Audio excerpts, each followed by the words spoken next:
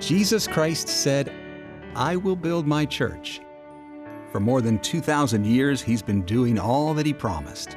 Today, his church remains an assembly of his saints, providing a place for worship, fellowship, and instruction. In a world that often feels isolated and alone, church remains a place to connect. It's a place to call home. We're so glad you've chosen to connect with the family of believers at Campus Church in the Crown Center at Pensacola Christian College, as together we rejoice in the Lord. Take your Bible, if you would, and join me today in Genesis chapter 21. Genesis 21.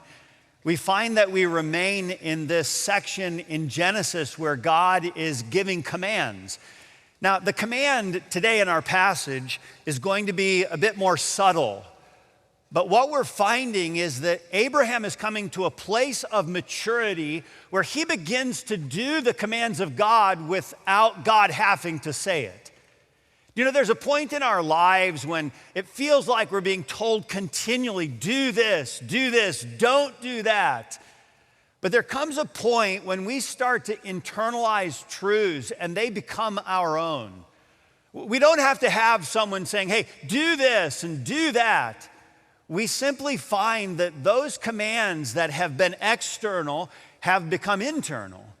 And that's the place in our passage today where we begin to find the actions of Abraham.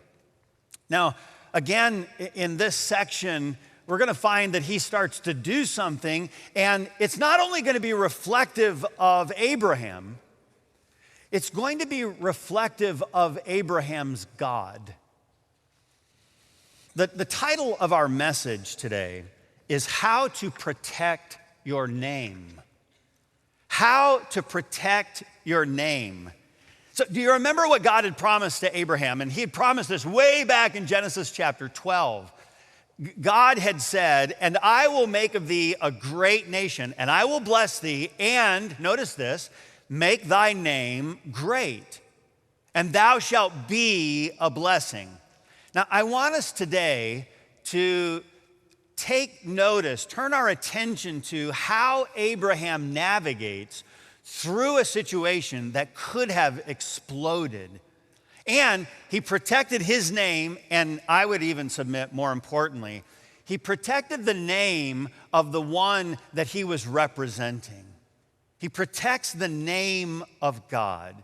So let's notice how this all begins. I would say that when you're considering how to protect your name, it began with first a commitment manifested by humble integrity. How is it that Abraham is going to protect his name? Well, it began by a commitment manifested by humble integrity. Okay, we're all well aware of the fact that Abraham is not perfect. We also know that he is, at the same time, a genuine follower of God. Now, that's going to be you and I. So let's not put Abraham in some special category like, well, this is Abraham we're talking about. Father Abraham, what a wonderful man. Yeah, a wonderful man, but he comes with his own set of problems. He's imperfect, and he's a child of God, and that's you and I.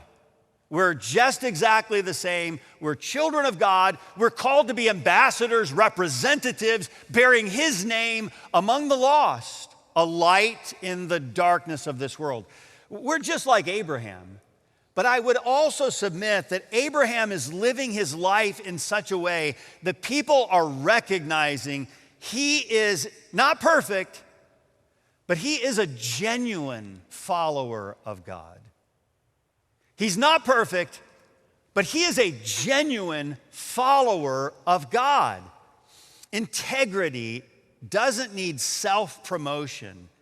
Integrity is something that I believe Abraham is demonstrating, and it doesn't need promotion because when you see it, it's something that stands out as rare. We don't see this every place. We don't see this all the time. Like, whoa, wow, that's unique. That's different. That's special.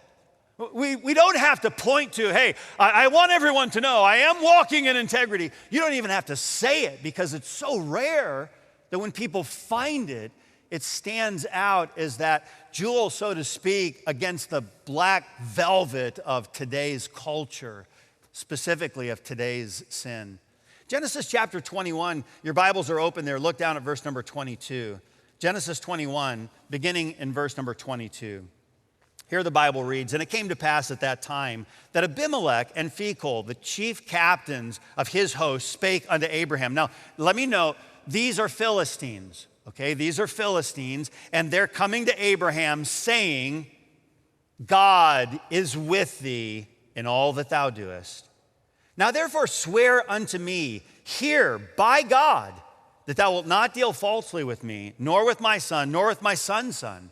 But according to the kindness that I have done unto thee, thou shalt do unto me, and to the land wherein thou hast sojourned." And Abraham said, "I will swear." Abraham is offering his word. Now, it appears in this dialogue, there is something that is quantifiably different about Abraham. Now, would you agree with me? I mean, can we come to terms on this? That there should be. Now, there's not always, and all of us could give examples of the same, but shouldn't there be something that is quantifiably different from a person who bears the name of Jesus Christ, who calls themselves a Christian, than those who do not? Shouldn't there be something obviously different? And I would submit that there should be. I mean, this is something all throughout Scripture. "Let your light so shine before men that they may see your good works and glorify," the result of that, glorify your Father which is in heaven. It appears that this Philistine king, by the way, Abraham's already had previous dealings with him. You remember, right? When Abraham went and he lied about Sarah, saying, hey, when we get into this area, make sure you tell everybody that you're my sister and not my wife. This is the same king that took her into his own harem, and he doesn't have a physical relationship with him because God prevents it. But this king has had previous interactions with Abraham. And now he comes, so he knows Abraham's not perfect, but now he comes and he says, "Abraham, I know God is with you." Let's look at a couple different aspects of this integrity. First of all, I would submit the integrity of his name. The integrity of his name. Notice God's desire, again, for Abraham's name, just as it is for our own. I think this is God's desire for us. A good name is rather to be chosen than great riches and loving favor rather than silver and gold. And I do find it interesting that God, when he's speaking about a person's name, that is their reputation, their character, he immediately connects it with money. Did you notice that? A good name, rather to be chosen than great riches, loving favor, like, "Oh, wow, I love this person. They're good people," rather than silver and gold. I wonder what it is that we would be willing to trade our good name for. I mean, what's the price tag, so to speak, of our good name? Like, if I could get this, if I could get out of that, if I could secure this, listen, I'll sell my name for whatever. And God connects our name actually to silver and gold. When C.H. Spurgeon, this one that we oftentimes refer to, at least in our day, as the Prince of Preachers, when C.H. Spurgeon was alive, he drew thousands and thousands of people. People wanted to come hear Spurgeon preach. Well, the great showman, P.T. Barnum, the one who oversaw Barnum and Bailey Circus, P.T. Barnum was not unaware of C.H. Spurgeon's fame. So here's what Barnum does. Barnum writes to Spurgeon, and he invites Spurgeon to come and to preach in his circus tent. And he gave him incredible latitude. He says to Spurgeon, he says, "Hey, listen, you come under the name of P.T. Barnum, and I'll provide music, or you can provide music. You can preach as short as you want, as long as you want. I just want you to be part of the what we offer as the Barnum and Bailey Circus." And then, now think about this. This is in Spurgeon's day. He offers Spurgeon $1,000 per lecture. $1,000 per lecture is what Spurgeon's offered by P.T. Barnum to come and be part of the Barnum Bailey Circus. Here is Spurgeon's response. Spurgeon wrote him, "Dear Mr. Barnum, thank you for your kind invitation to lecture in your circus tents in America. You will find my answer in Acts 13:10, very sincerely yours, Charles H. Spurgeon. Here's Acts 13:10, and said, O full of all subtlety and all mischief, thou child of the devil, thou enemy of all righteousness, wilt thou not cease to pervert the right ways of the Lord? That was Spurgeon's answer to P.T. Barnum. Do you know what Spurgeon is saying? Spurgeon's saying, listen, I'm not for sale. You can't buy my name. A good name, rather to be chosen than great riches. $1,000, a speech, a lecture, a sermon. I mean, I'm certain that Spurgeon could have found a lot of different mental paths to being part of the circus.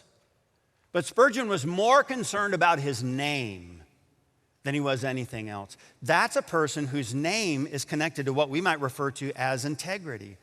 When the first deacons were being selected by the first church in Jerusalem, notice where they had to begin.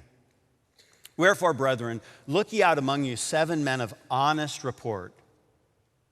7 men of honest report. 7 men who have a testimony whose name is connected with what we would call today integrity. Listen, you choose from among you 7 men that we can all agree, like, those guys are not perfect men, but those men have a name that is of good report. You know, there's a lot of things in our lives that we're not proud of. And I would submit that these deacons who were selected, I'm fairly certain, I don't know their histories, I don't know all about them, but I would submit that it's quite possible that if they look back in their life, they'd say, you know, I regret that I did that. If I could do something over, I would do this over again. There's things in my life that I'm just not proud of. I can remember I was a sophomore in college, and I was a ministerial student. My freshman year, my sophomore year.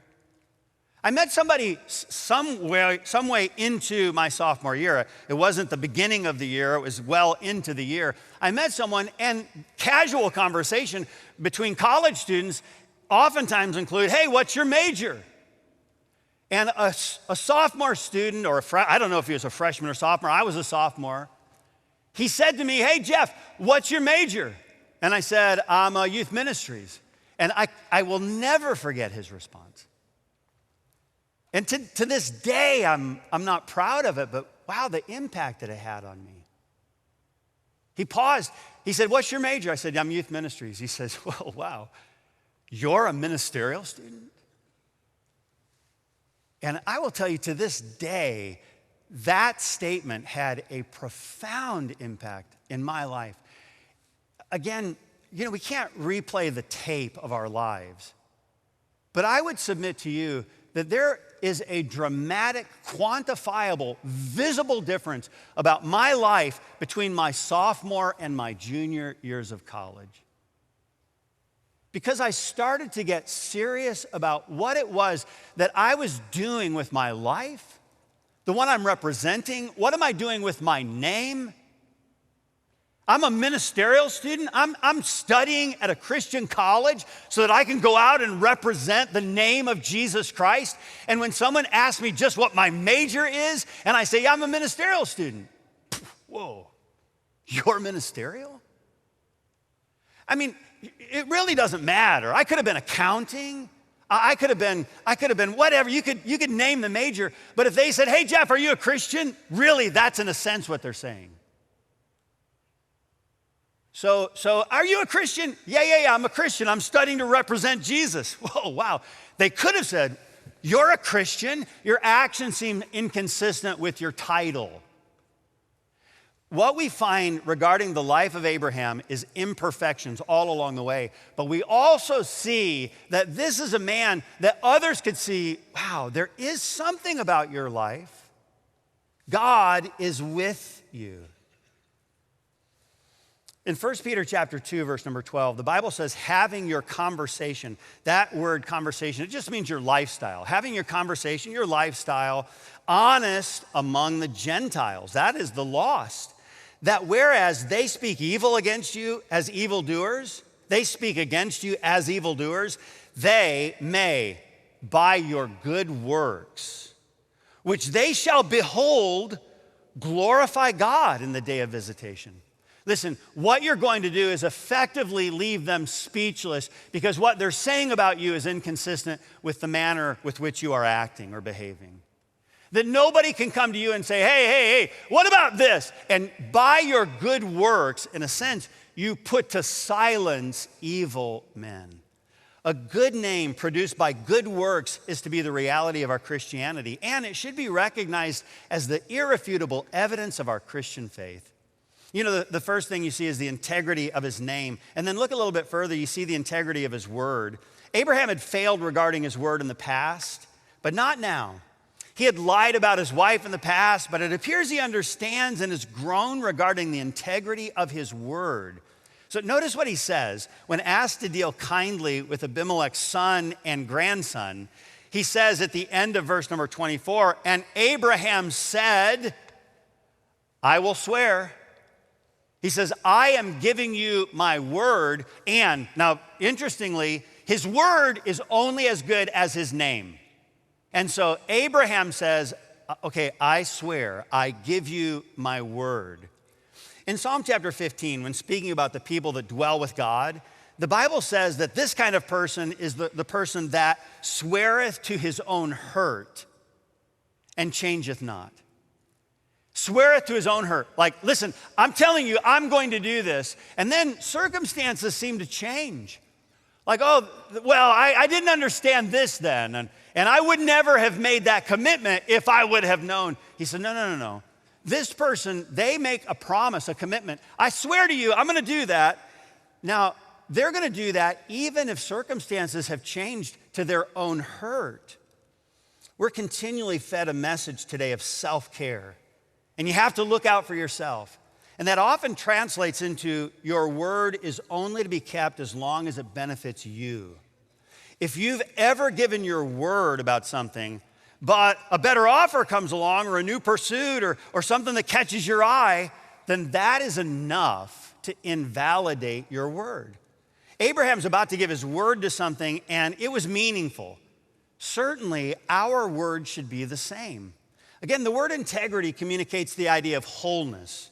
It means something sound, like, oh, the bridge has good integrity. It means it's sound. It's going to bear the weight that's placed on top of it.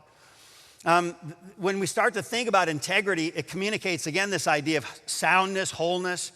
When you and I are honest in matters that appear small, we'll find that it is no small matter. This is just a matter of integrity. It's small or it's large, it really doesn't matter. There's nothing small or insignificant about your word. Luke chapter 16, verse number 10. He that is faithful in that which is least is faithful also in much. He that is unjust in the least, unjust also in much. Listen, if you can't be trusted with a little thing, you can't be trusted with a large thing. By the way, if you're in a position of authority and you ask someone underneath you to do something that's unethical to someone else, don't be surprised if they'll do something. Listen, if they'll do something unethical to someone else, they'll do something unethical to you. Don't think that you have any special place with them. Listen, if a person is unfaithful in the least, they'll be unfaithful in that which is obviously of far greater significance. No small matters with God. By God's grace and by our submissive obedience, may we demonstrate a humble integrity. Okay, well, how does he protect his name? He has a commitment manifested by humble integrity, but let's go a little bit further.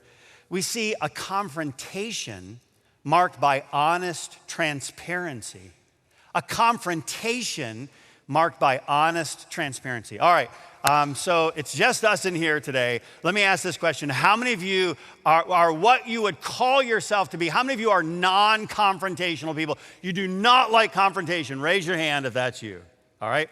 Listen, how many of you say, listen, I kind of actually at times, like I'm not afraid of a little, collision every once in a while. I find it invigorating. How many of you that's, okay, so we got a good balance. How many of you married the opposite kind of person? Raise your hand.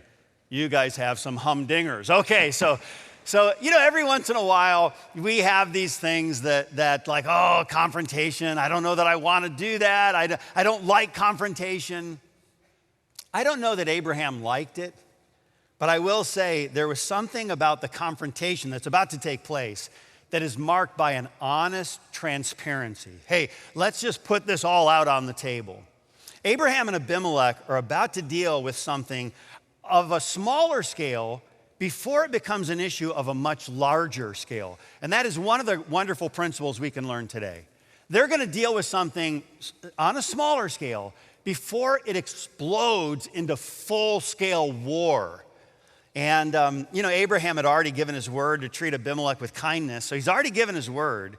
Now, he's going to say some things that need to be said, and I would also submit it's the right time for him to say it. Okay, notice Genesis 21, begin in verse number 25. And Abraham reproved Abimelech. This is right after he swore, I swear I'm going to show kindness. And then right after that, Abraham reproved Abimelech because of a well of water, which Abimelech's servants had violently taken away. And Abimelech said, I wot not who hath done this thing, neither didst thou tell me, neither yet heard I of it, but today. Now apparently, Abraham had suffered this loss of a well, and he suffered it apparently quietly.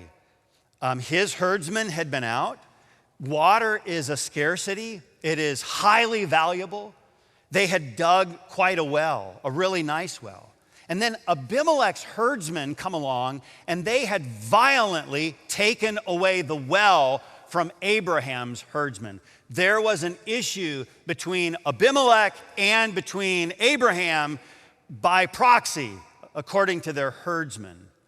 So again, apparently Abraham had suffered this loss quietly, but now's the time to resolve this matter before it goes any further. So notice what he did. He has, first of all, a willingness to say the hard things.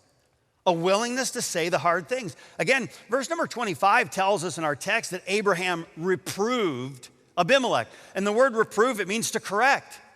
He chastened. He's got to convince him of something. And many times in our life, we go through circumstances frustrated with others because of a wrong we may have suffered at their hands, but we're simply unwilling to have the hard conversation. Can I say that again? Now, please don't miss this, okay? Don't raise your hand, but have you ever been frustrated with somebody because they did something they shouldn't have done to you and you never said anything about it? And so now, the rest of your relationship, you're bothered at someone and they have no idea why. How many of you have ever had someone, again, don't raise your hand, but how many of you have had someone that started treating you differently and you could tell something is going on? Something is going on. Like you just say, you see them at church. Hey, how you doing? And they give you the, that kind of a deal. It's like, whoa, what in the world, Hey, I just want to come say hi. Yeah, hi. Everything okay? Fine with me. Okay, that kind of a thing. It's like, what in the world? Well, there's something that's going on. Now, you might be unaware of it, and they're bothered at you, but they've never come to you and said, hey, can we have a conversation? If you're bothered at someone because they've wronged you and you haven't done anything to resolve it, then in some way, shape, or form, that really now is on you. You're carrying a weight that you're supposed to, in a sense, kind of roll off on the other. He was willing to say the hard things. Again, he reproves him. At times, it's possible that other people are unaware of the wrong done, as it appears to have been the case with Abimelech. So first, if something needs to be said, don't sit around and stew about it. Say something. Luke chapter 17, take heed to yourselves. If thy brother trespass against thee, rebuke him. And if he repent, forgive him. Now, I think all of this comes under even a broader umbrella, that our speech be seasoned with salt, but there be something of kindness and something of endearment. And hey, listen, I'm saying this because I do love you.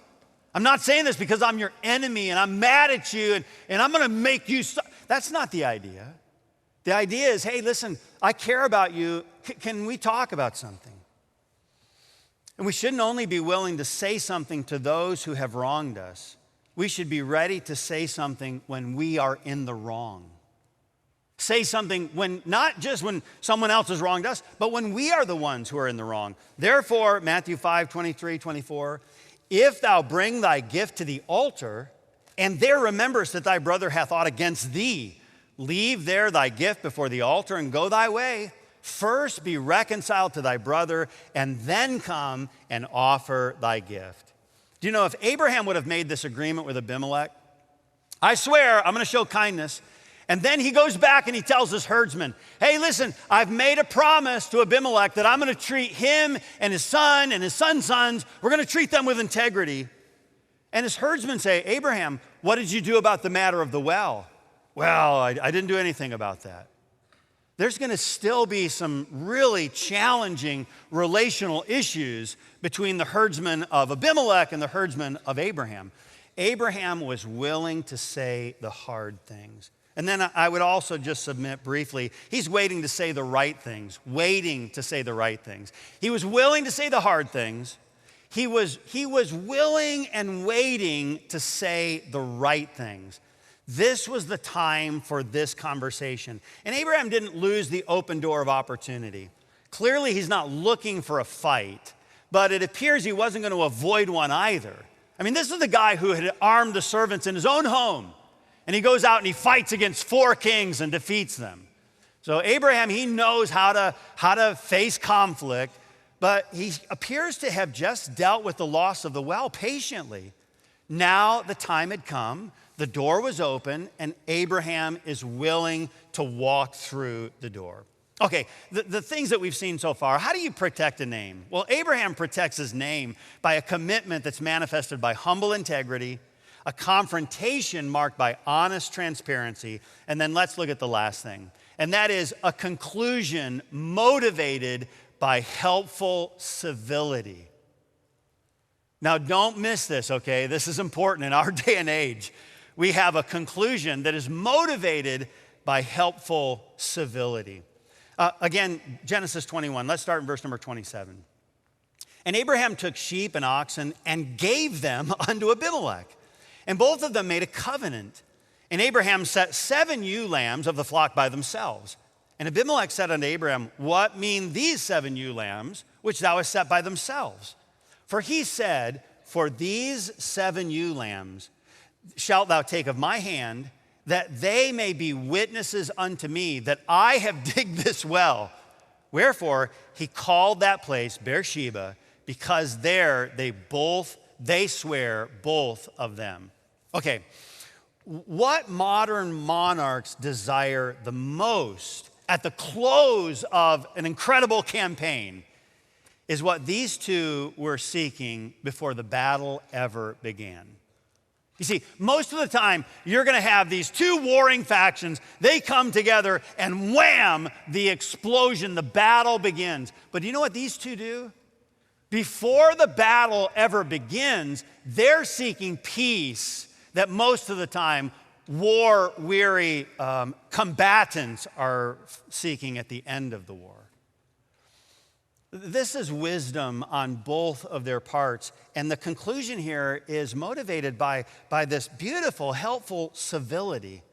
Abraham and Abimelech are coming to terms before they come to blows. Now, some of us would do well to come to terms, maybe with another family member, maybe with, with a spouse, maybe with a parent or a child, maybe with a coworker, maybe with a boss, or maybe with an employee, that we come to terms before we come to blows. Just as Abimelech had given some of his wealth to Abraham when Abraham had wronged him over the incident with Sarah, now Abraham sacrifices that which is his own and gives it to the one who has wronged him. Now, I don't know if you're thinking about this and processing the strangeness of it. Okay, if someone wrongs us, we want them to take the steps to make it. Listen, you're going to have to pay to make this right with me. Who's doing the paying here? Do you get it? Do you see what's happening? Like, okay, Abimelech, you did wrong. You're going to have to pay for the wrong that you did. But now Abraham says, hey, give him a good portion of the flocks. So Abraham gives to Abimelech, the guy who violently took the well. And then beyond that, he takes 7 ewe lambs and he says, okay, now take these. Now once you take these, this is what he's saying. Once you take these, you are going to acknowledge that that well is mine.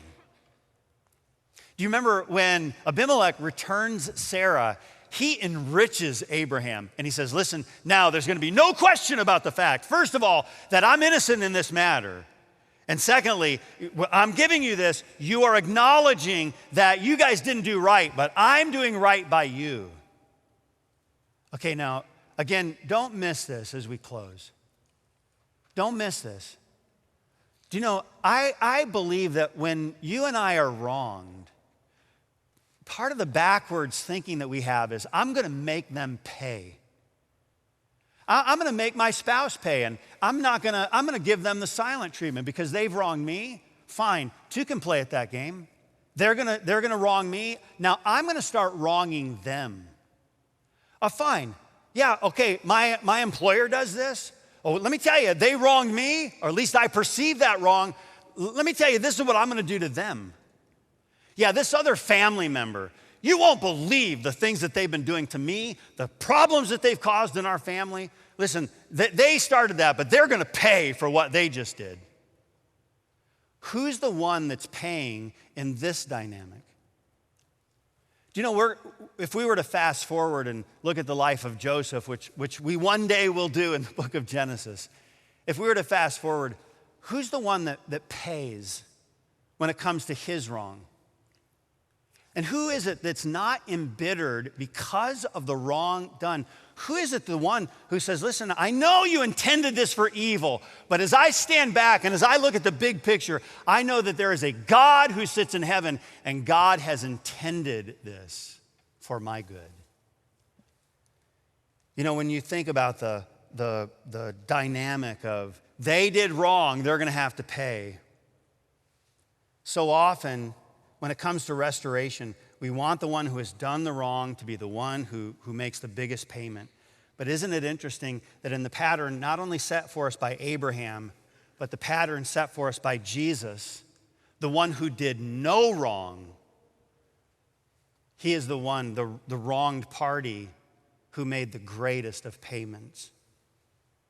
I'm saying this to say restoration most often comes when the one wronged is willing to pay to make it right. Restoration so oftentimes comes when the one wronged is the one willing to pay to make it right. If you and I are never willing to suffer loss at the hands of others, we will live in a world that is continually indebted to us, and we find that it will never pay. We live with an ever-present chip on our shoulders, and we will live like everyone else is always the problem. And what does that do for your name?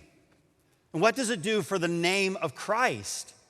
Consider Matthew 5 one last time and think through the words of Jesus. Ye have heard that it hath been said, that thou shalt love thy neighbor and hate thine enemy. But I say unto you, love your enemies. Bless them that curse you, do good to them that hate you, pray for them that despitefully use you and persecute you. Like, Jesus, that's going to cost me something. For if ye love them which love you, what reward have ye? Oh, wow, there's something that I'm rewarded with for this investment. Do not even the publicans the same?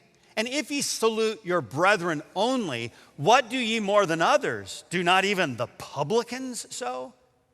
Be ye therefore perfect, even as your Father which is in heaven is perfect. Hey, Campus Church, how is your name today? When your name is casually brought up in conversation, what is attached to it? And if there is a confrontation that needs to happen, are you willing to say the hard things and wait for the right time to say it? Then, maybe most importantly, are you willing to bear the burden of cost so that wrongs done to you can actually be settled? This is a massive step of maturity, but it may be the step that God is asking you to take even today. And what a powerful protection of your name and a promotion of His when we are willing to do so. considering the fact that we serve the one whose name is above every name, our name, and the one to whom it is attached, is a name worth protecting.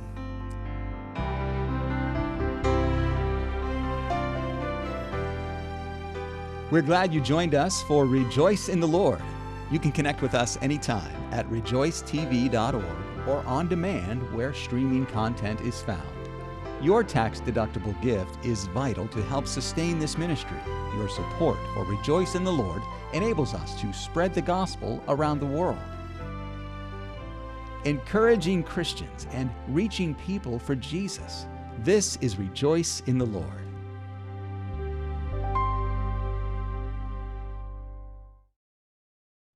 Thanks for joining us today for Rejoice in the Lord. I'm John Lands, and I want to tell you about this year's best musical moments from Rejoice TV. We often hear from viewers who tell us how much they enjoy the music on Rejoice.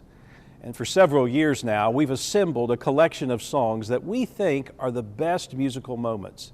And this year, we have something extra to offer. In addition to a CD and DVD, you can now enjoy this collection through a convenient digital download. For your gift of $70 or more to Rejoice, we'll send you the best musical moments of 2024. We don't often mention our need for financial support, but the need is great. And your gift helps us continue this ministry in your area and worldwide. Call, write, or go online today to request 2024's best musical moments.